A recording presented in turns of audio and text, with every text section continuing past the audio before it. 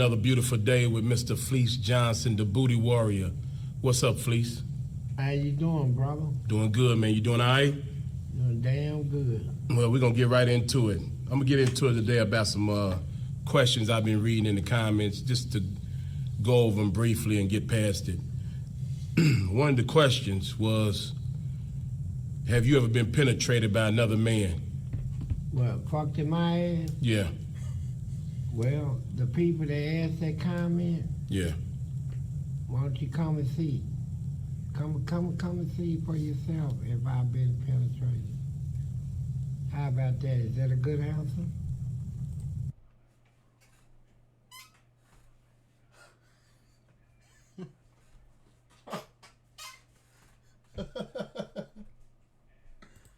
To y'all? Yeah, that, like I said, it have to work. I'm taking it as a no. Well, you can't take it as a no. It might be a yes. Okay. It might be a no. But I'm saying if you want to know that type of explicit, personal, come and see me. I'll let you know. Come and see. Yeah, make sure your ass is cleaned out too. So I might want to fuck it. How about that? What about have you ever kissed another man? Oh, most definitely. Kissed him? Yeah. In the mouth? In the mouth. Tongue? Down his throat. Right. Okay. And That's right. no shame in my game. You know, I kissed one and I'd kiss him again if I wasn't married.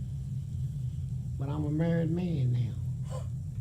You know, even in penitentiary, you know, if I mess with somebody, that's all I mess with is that somebody. It ain't no bunch of people.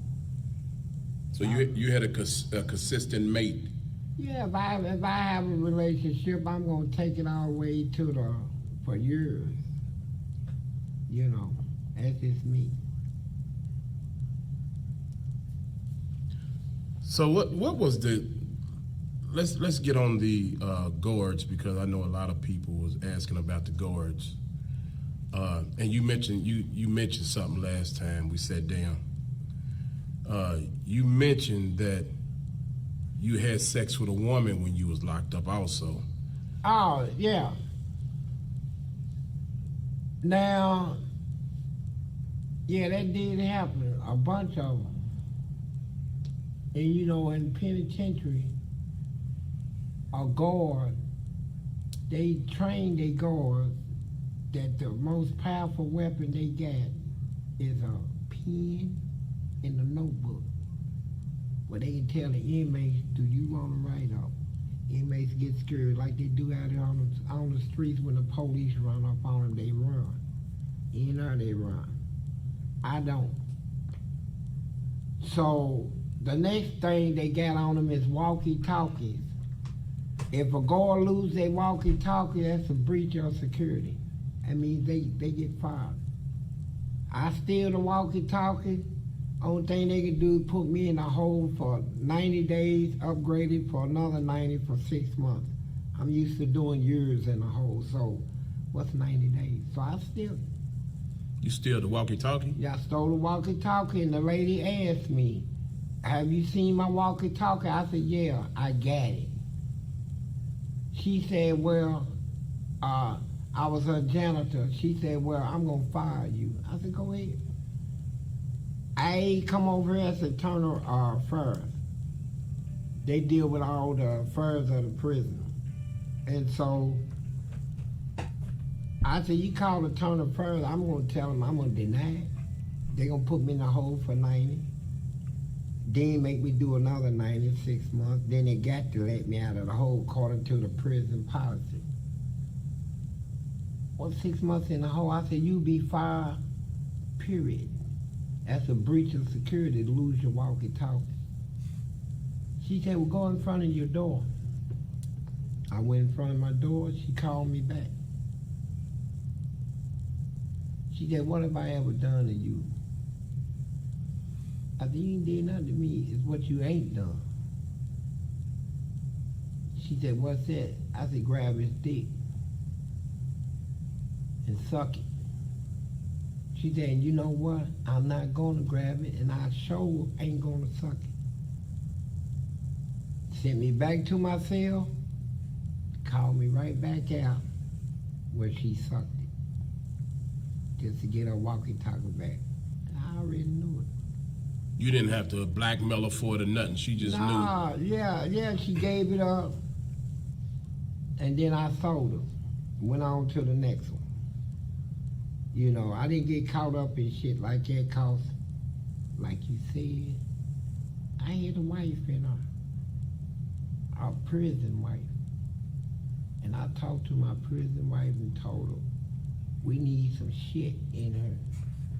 We need to get something popping. We need some money, we need drugs, we need all that. And the only way we're gonna get it is through this bitch out there working. So you telling me my man got some top by taking a walkie-talkie from a cop, a guard?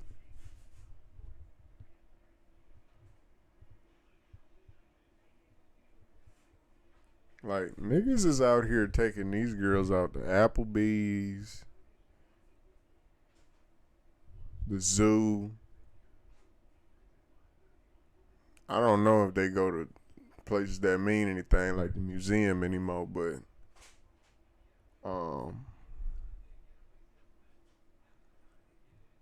she gave some top for a walkie-talkie.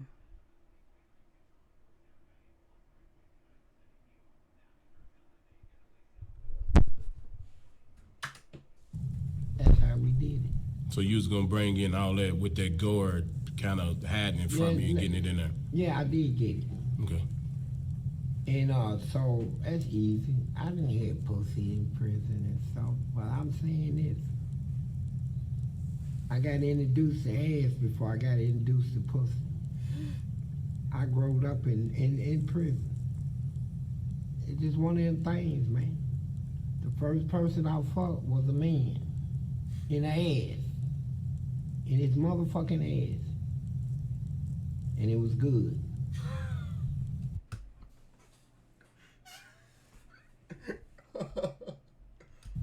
Real good.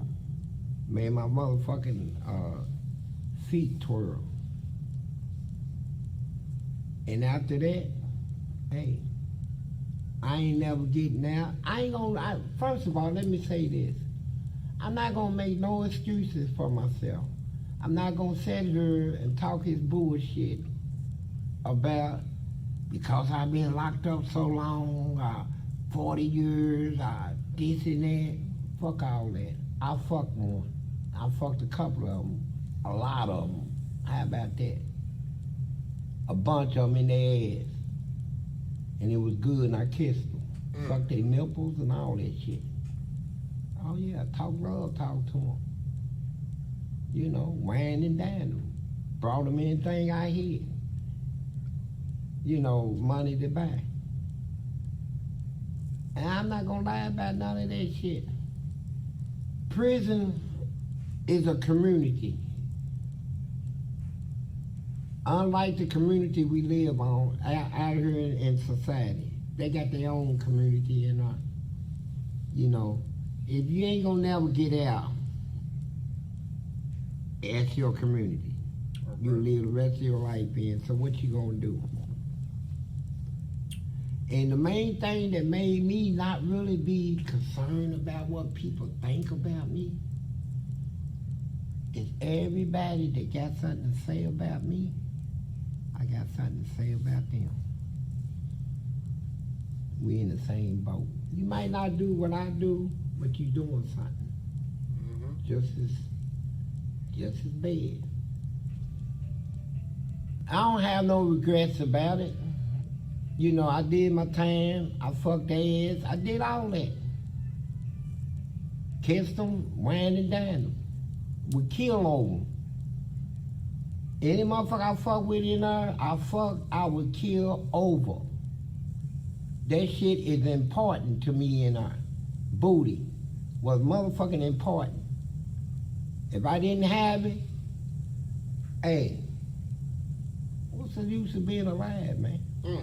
Some motherfucker gonna give me some ass. We gonna get to the bottom of the booty. I gotta have that to survive in that motherfucker. That's more important than pop, water, beer, anything. Booty. To be able to come. And so, like I said, I didn't think I would ever get out of prison. Cause I've been in, I went down with 12 years, ended up doing 40, because I kept picking up more time, cause people kept stepping to me the wrong way. Yeah. Now I'm gonna tell you this though. Talk to us. All you people out there that got something stupid to say about me, fuck you, first of all. I ain't never been accused, never been charged, or arrested, or convicted of a sex crime ever in my life. Never. Right. Ever. Ever. I don't have that shit. And I'm not registered as a, how you register Sex people. offender. Sex offender. I'm not a sex Right. offender. I don't have that shit on my record. I was a Casanova in that motherfucker. You hear me? A Casanova. Nigga, I can talk a motherfucker out of their heads. I don't have to take shit. Give a motherfucker a couple cans of chips. Hold on, wait a minute. Wait a minute. A Casanova definition. You call someone a man considered romantic and gallant, especially one who gives amorous attentions to women. A promiscuous, philandering man. Philanderer. Oh, wow. Okay. Okay. Okay. Chili, some noodles, and some pop. And I can fuck whoever. Whoever. It's like giving a bitch out here $20 for some ass. You know? It's the same thing. $20 will buy you some good ass in her. $20? $20. Nigga, you get some fire ass in her. I mean, they giving it up for 40 out here. So I guess because we free, it's double. And them sisters in her know how to make their ass fire. They clean it out, put oil and shit up in their ass. And nigga, when you go up in her, nigga, you think, oh my God. Nigga, hey, believe me, when they gave me parole, it was at a time when, nigga, I was living good. I never thought I'd get out of prison. I didn't even give a fuck about getting out. Nigga, my life was set in up. Hit everything I want. Anything I want. And they don't even let us smoke in the prison system here in Kentucky no more, but I had cigarettes. I had whiskey, weed. I had all that shit in there. I was the main motherfucker. I made sure I kept all that. Because as long as I got that, I got booty. Booty. Booty. I mean good booty. And all you motherfuckers out there talking all that bullshit, you gangsters and how hard you are. Yep. I done had you motherfuckers sitting in my lap, you know. So I know how hard you are for real, right? Drugs, I know what drugs will do to a motherfucker. It'll make you sit on his dick. Thank you. All right. Since you brought up the cigarettes, how much money did you make off a pack of Look at this man. Look at this man's face, bro. Oh, bro, this is gonna be the thumbnail. Oh. cigarettes? I can make $600 off a pack of cigarettes right now in the penitentiary. You gotta tell me how, because I can't see. First of all, I'm gonna show you. Show me. No, because the brand name will be on. Okay, yeah, don't show No, them I the ain't gonna brand. show you brand They name. got to send some money if you're going to show them brand name. Okay, I'm gonna just show you the cigarette right here. This is a cigarette. If this was in penitentiary, I could take this piece off. That's $5. $10. 15. 20. 25. 35 off for one cigarette. Yeah. 30, you get $5 for each one of these little pieces I broke off. They would take this, re-roll this in a piece of Bible paper. Bible paper that you know, the Bible scriptures. They would roll it because they don't sell papers and stuff since they stopped smoking.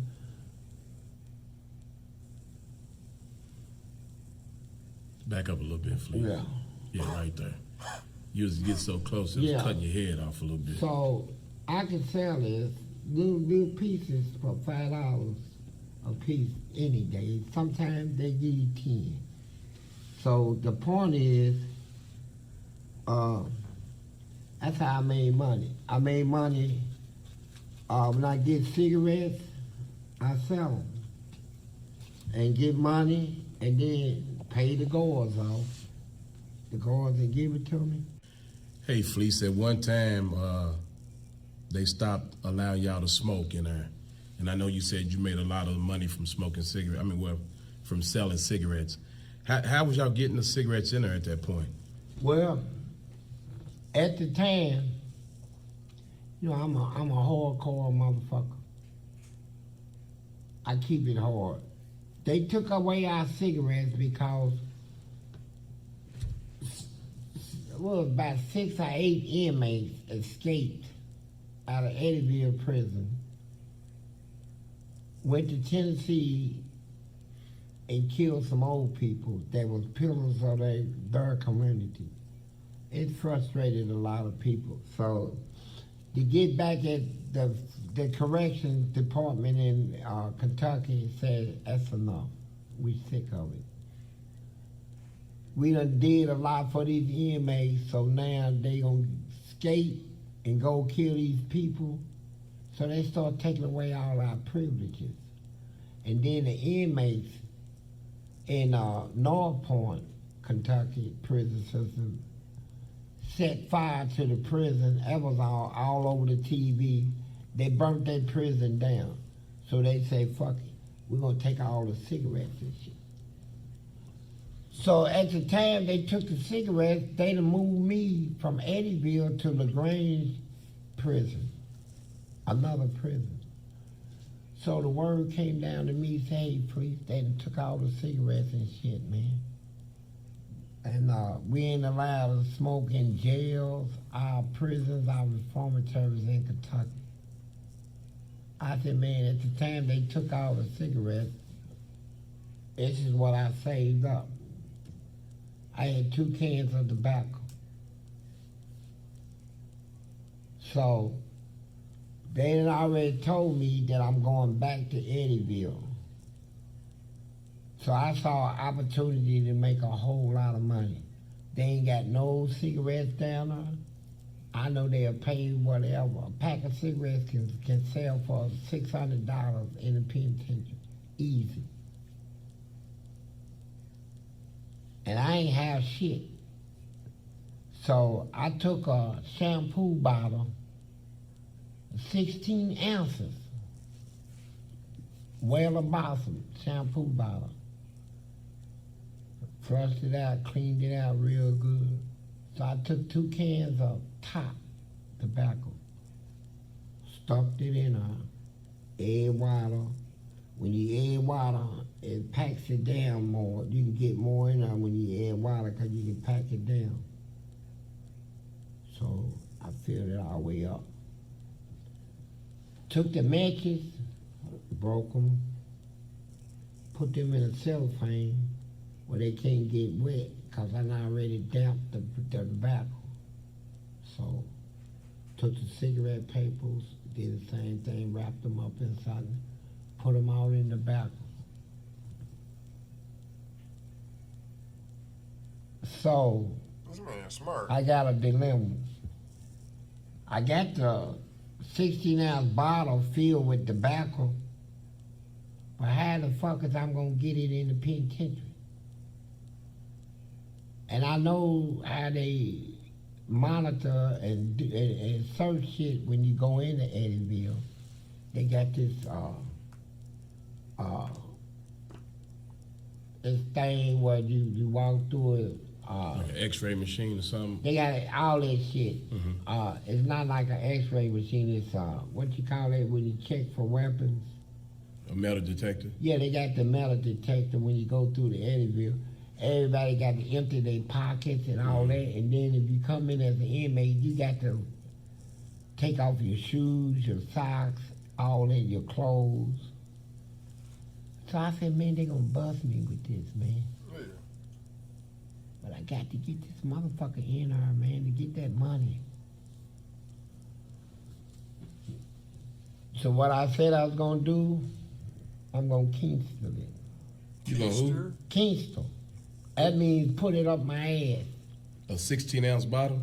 How in the fuck you gonna get a 16-ounce bottle that goddamn fat of your fucking ass, bro?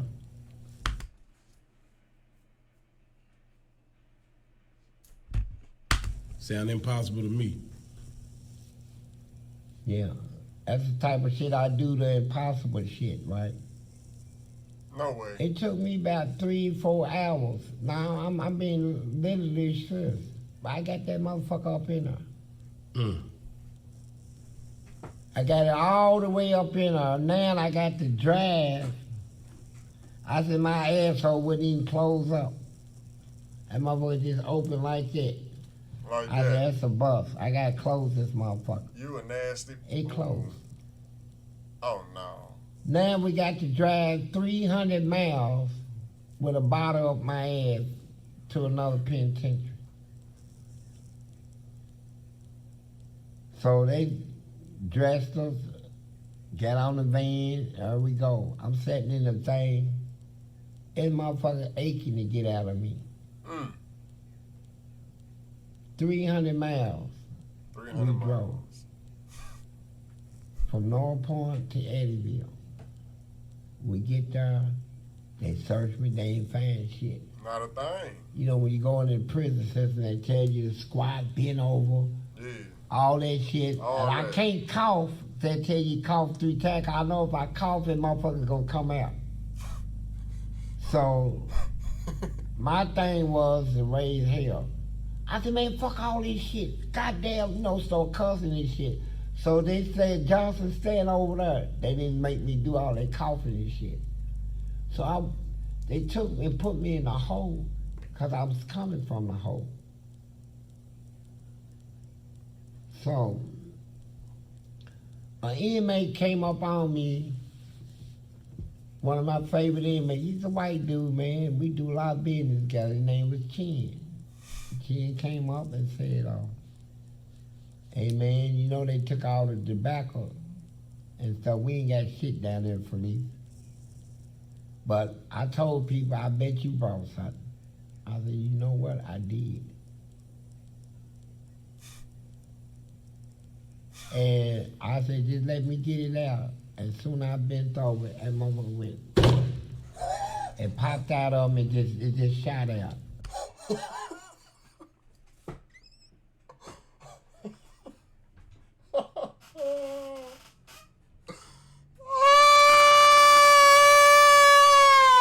Hit the wall, hit the ground, and he ran. He said, what the fuck? And I told him,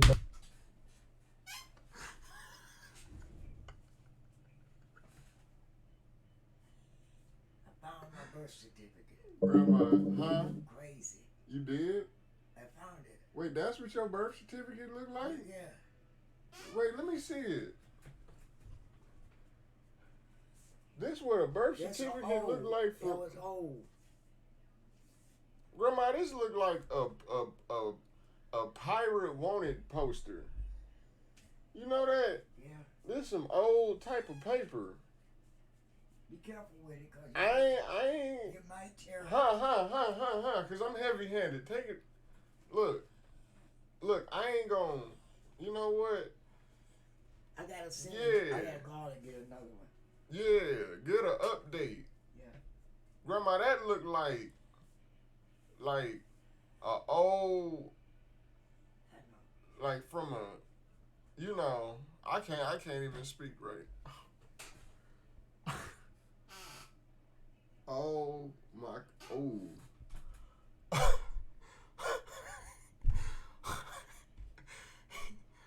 He said.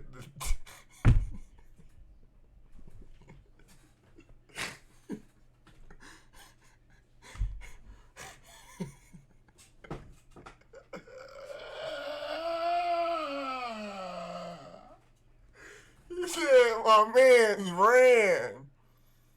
He said my man's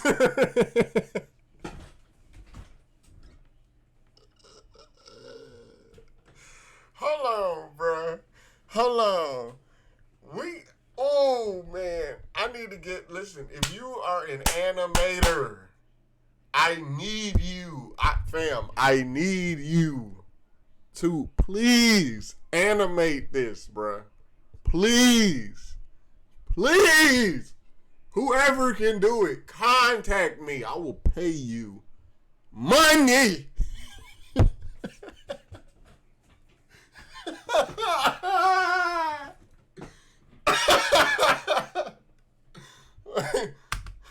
Go get me a razor blade, and I cut around the plastic, cut that whole top off to get the tobacco out. Then I had to let it sit out until it dries out, you know, 'cause I had to wet it and pack it down. And once it dried out real good, I made thousands. Wow.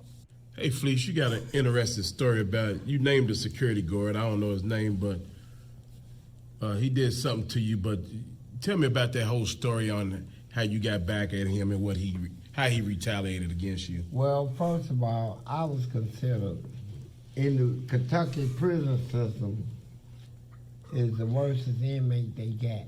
They consider me the worst because I'm the one that'll fight them for their injustice.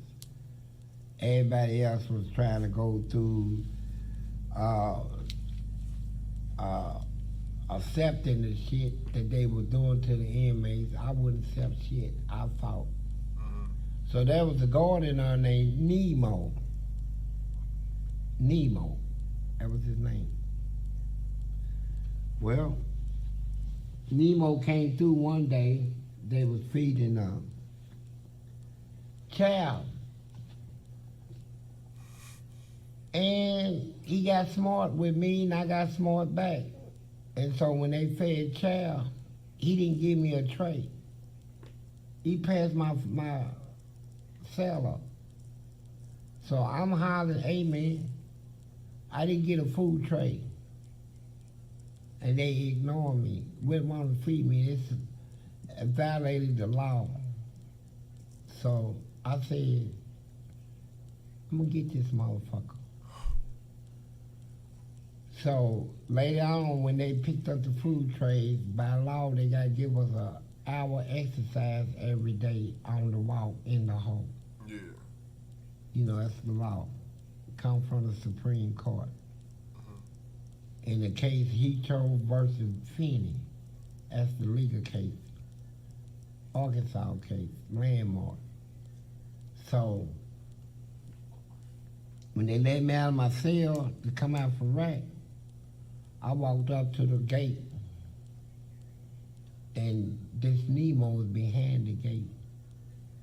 He said, get away from the gate. I said, I need to talk to you, man.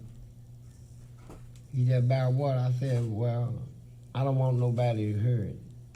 You know, lure me in. So he get up out of his chair and come to the gate. I put my hand in my back, like in my back pocket, but it was down past my butt. And I shit it. I shit it in my hand.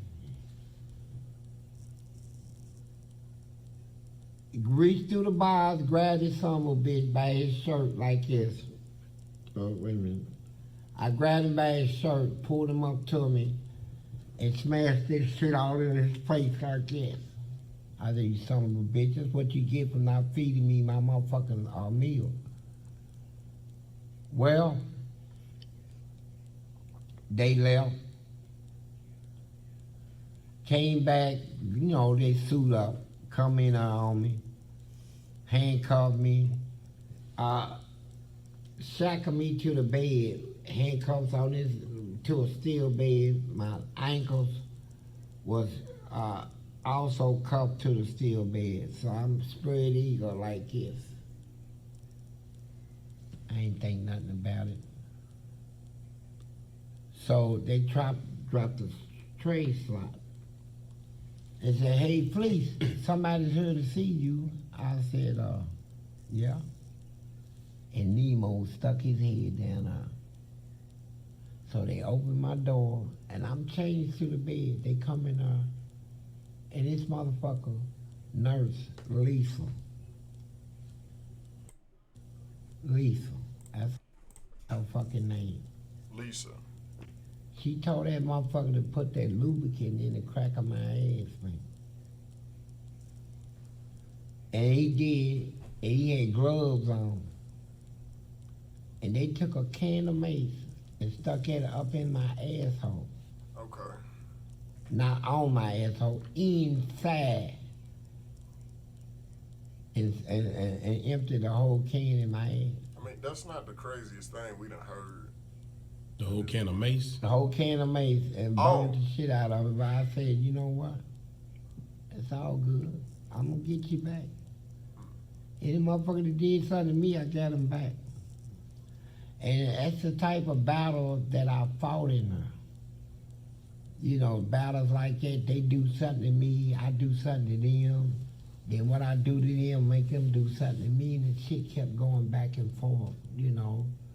And it built up, I'm not gonna let off, I'll fight you to the death. When I went to prison, man, I had these spiritual dreams. I had a dream where I seen Moses in a dream. And that dream told me that I'm a descendant from the bloodline of Moses. That's what it revealed to me. Damn, big ass fly. I had a dream about Jesus. I seen his birth. You know, it wasn't inside of a villa. You know how they said in the scripture that they found the baby in a manger and swaddling clothes.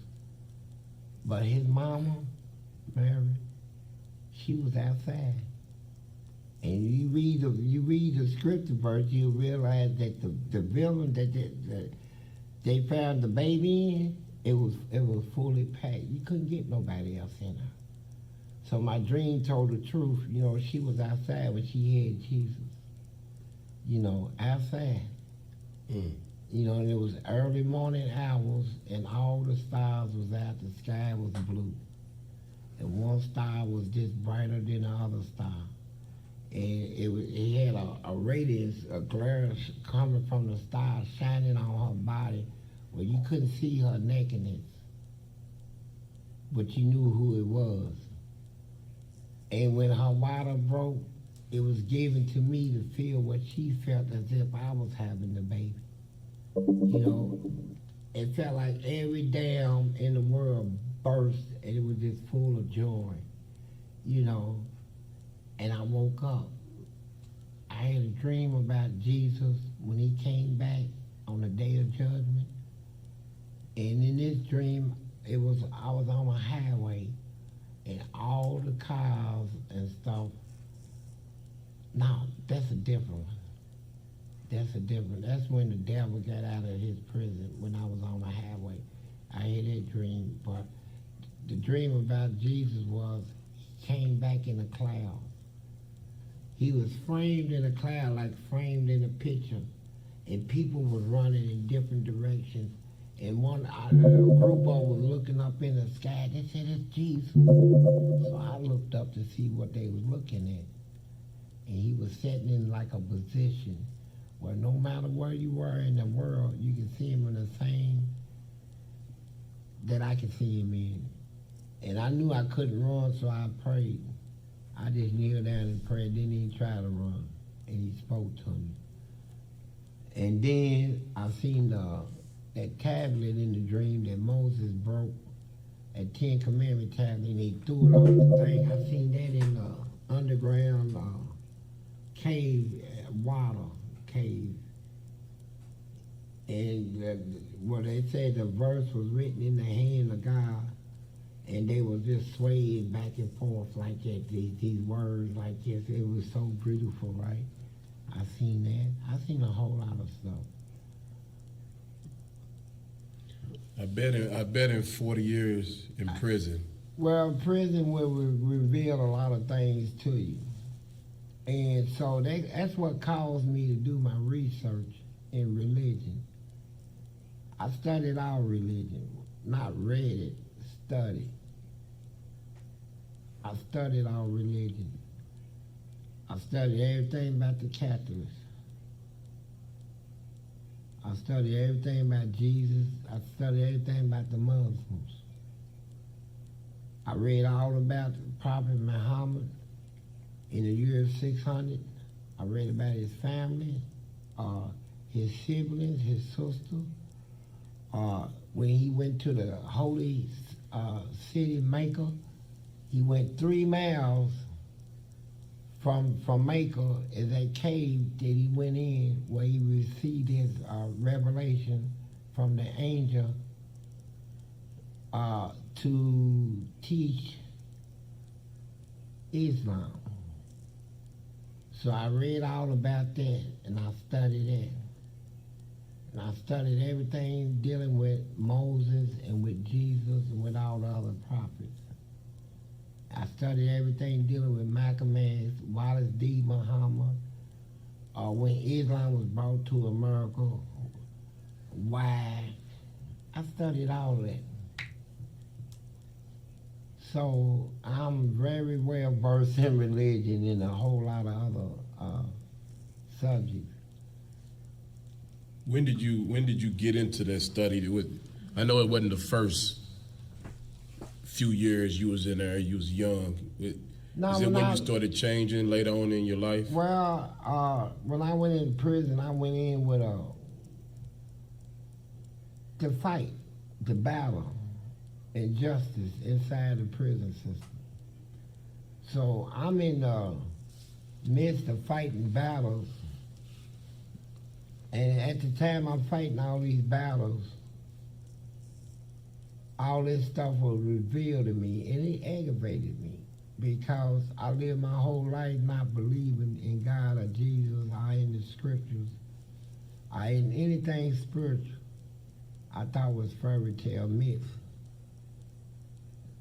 But to have it revealed to you at the time where you fighting and battling, you know, I took offense to it because I was like, why did you wait till I was so full of sin to reveal yourself to me? Now it would take almost like my life to get this stuff out of me to serve you. And it was so frustrating. And one day I went in prison, and it's documented. Everything I tell you is documented. It's on files, it's on record. I went 21 days without eating. And the reason for it was there was a lieutenant in the prison. I'm in the hole, segregation. That's a place they put people that they say violated a prison rule, broke a rule or something in prison. They put them in the hole. We call segregation the hole. So I was in a hole, and this lieutenant came through with some milk. And he threw a whole pitcher of milk in my face. So when he came back on the walk, I threw a cup of piss in his face. He came back and told me, you know what, Johnson? I like you because you stand up for yourself. I took it like a grain of salt, man, like he meant that, but he didn't. So when they moved me to another walk, and when they start feeding the inmates, he'll holler, is Johnson on the walk? I said, yeah. He said, how many food trays you want? I said, 3. He was trying to make people think I was a rat or something, right? Because everybody know he was nasty. But everybody know me. They know I fought them guards hard. So they know ain't no rat shit coming out of me, right? They knew what he was doing. So when he seen it didn't work, he put some bugs and worms and cockroaches and all that in my oatmeal. And when I seen that, I said, so I threw my tray. I said, I ain't gonna eat the rest of the time I'm in this penitentiary. And they thought I was joking. And it went all the way up to 21 days where on my 14, 15 days, them guards would open my door, bring food from McDonald's, steakhouses, set it right there on the floor, try to get me to eat, but I wouldn't eat. I said, I'm not eating shit. I went from 198 pounds to 132 pounds in 21 days because I didn't eat shit. And then on the 21st day, they told me to pack my shit. And they sent me to Luther Lucky Correctional. So did. How long did you stay there? Were they just trying to send you down? Soon I went to Luther Lucky, they had a guard there named Gil. Gil? Nasty motherfucker. He used to work at Eddyville prison, the prison I came from, but he got fired from my. So he went to Luther Lucky and became a lieutenant. So I was filing a lawsuit over everything that happened to me. So my ink pen ran out of ink, so I went to the caseworker to ask for another ink pen. Her name was Miss Black. So when I walked in there, I seen on her desk there was a jar full of ink pens, and I told her. So he spoke up and said, no, she don't have no ink pens, get out of here. So I said, man, there's a lot of ink pens in that jar right there. You can't speak for her. So he got frustrated and said, let me see the ink pen that you got that ran out of ink. He said, this is a state issue pen. I'm confiscating it, consider it contraband. Get out of her. So I left the office and went and talked to the prison legal aid inmate. He told me if it was contraband, the state wouldn't issue it to us, to issue it out to, to them to issue out to us. So I went back in the office, kicked the door. Door flew back, the glass broke out of the door. So I said, you and nobody in here gonna take a goddamn thing from me. And I reached over her and grabbed every ink pen out of that jar and put them in my back pocket. So he jumped up and said, you going to ask you going to the hole. And this motherfucker jumped up and grabbed me up in here. I broke his grip, and I threw everything I had at this motherfucker. I mean, this is a real fight. I'm throwing the motherfuckers hard. I whooped shit out of this bitch. And so she jumped up, she ran out in the hallway, screaming. So I ran out there to get her, bring her back in the office. She fell, her dress went up. So all the inmates came out and they was hollering, man, that's pussy. They look at that pussy, her panties out. So I was aware of that, right? So what I did, I tore all that shit off of her. Tore all of it off of her. She laying out there butt naked. She laying out there naked. And I done whooped his ass. He laying on the floor. So I told somebody to give me a goddamn pillowcase. Motherfucker went in they dorm and brought a pillowcase. I put it over here. I said, take this bitch. So the inmates took her in the bathroom, did whatever they wanted to do to her. And then the people up front, when they heard about it, here they come down inside the prison with guns and stuff. So I came outside, I had a broken piece of a chair leg. It was shaped like an icicle. So these motherfuckers coming from the administration, they was like, drop the weapon, drop the goddamn weapon, we'll shoot. So all the inmates is hollering at me, man, drop it, man, police, don't be stupid, man. They would shoot you. These people would shoot. I said, fuck them, shoot. They didn't shoot shit. And eventually I put the weapon down. Went on to the hole, get it over with. Send me on back to Eddyville. You know, if I mess with somebody, that's all I mess with is that somebody. It ain't no bunch of people. So you had a consistent mate. Yeah, if I have a relationship, I'm gonna take it all the way for years. Yeah. You know, that's just me.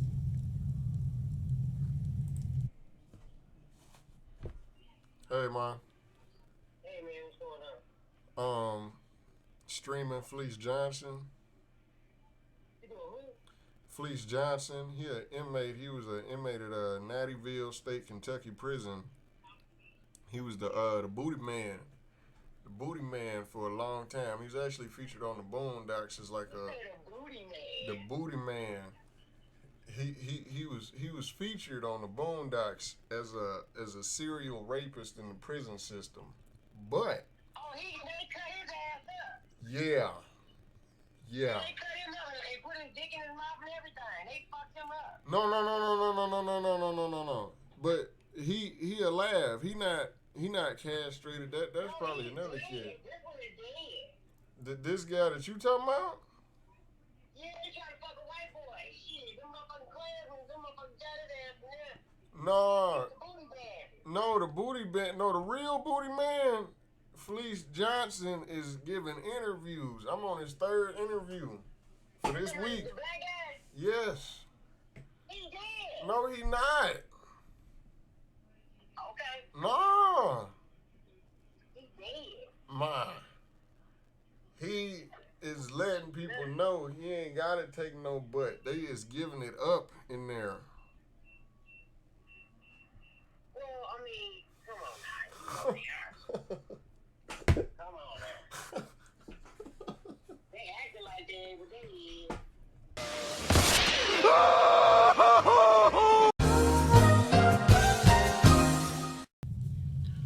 So what was the?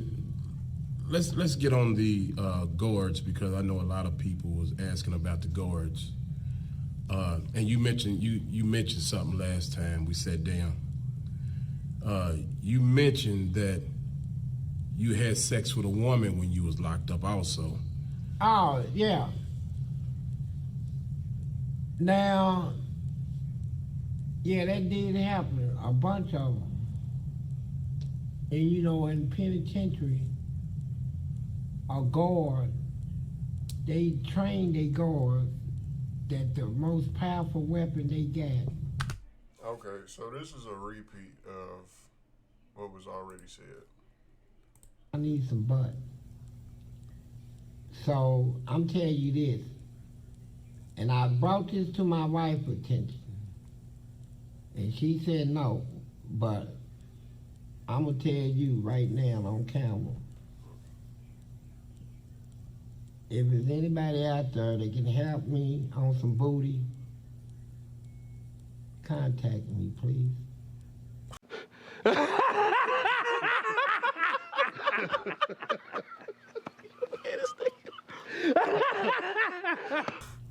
Can you do that for me? The booty man? Y'all Can you hear him? contact my manager and let him know that you got, send us some pictures of, I want to see what you got. I don't care if it's hairy or what, I miss booty. Y'all hear that? So, Hey, if you can boy, ain't help no me, fucking I way, ain't boy. asking for a Boy, ain't change, no I ain't way, asking boy. for $2 or $3, I'm Boy, ain't asking no for way, some boy. booty. Some Can booty. you help Boy, me ain't no out way, on some boy. booty? Any of you? Boy, ain't Wait, no way, let's see if boy. it's some contact. Boy, ain't no way, information. boy. Nope. Boy, ain't no fucking way, boy. Now y'all want to keep it real. I want to know who out there can help me get some booty, man. Now the ran this across my wife. She said, "No, if I find out you doing it, we gonna divorce." But you know what? I'm gonna say it out here on camera. I believe that's what is really got me bitter out of her. You know, the whole time I've been out of prison, man, I've been bitter for real. You know, I ain't got no ass. Just to hug up on an ass, I don't give a fuck if it comes with a set of nuts or a pole hanging. Fuck that. Good ass, man. Oh my God. Let me close my eyes and just. The booty man is just really deeply searching for somebody that want to be nice to me. Alright? Now, if you want to know if I ever took dick in my ass or You what? anything else, contact me. You know, we can work this out, right? What have you did? You asked me what I done done. Are you interested in me? Booty me. We gonna cut it right there.